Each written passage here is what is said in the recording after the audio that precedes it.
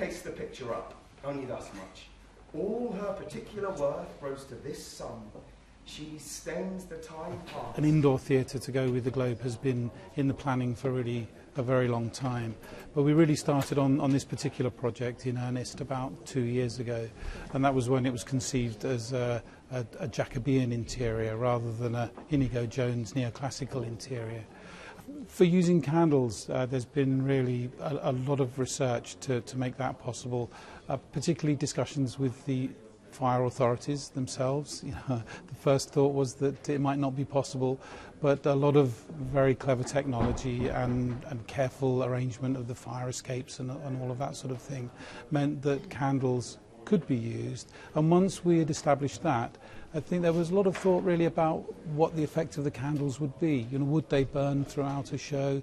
How would the light falling on the space, on the columns, on the galleries, sitting in the galleries, would that be illuminated or would it be a dark space? Is it just the stage that's lit? All of those things, it's only by doing it, it's only by seeing it now that you realise precisely what the effect of the candlelight is. You really feel as though you're in the show, and being such a small space and the configuration actually does feel as though you haven't gone to an auditorium. I think we've forgotten really how to use candles, and they're much better than we thought they would be. I mean, for example, one candle will last for about 8 hours, so it'll certainly last all the way through a show.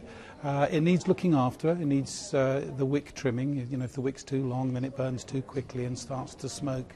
But the candle is actually a good device in terms of its longevity, but it's also it gives enough light. I think that was one of the early concerns was whether you would actually see very much, but with all the chandeliers that there are here, it actually gives a good lot of light. And the ability of the stage crew to be able to raise and lower the candelabras is really one of the main effects in the show. Being able to cast light if they're lower and lower the light if they're higher.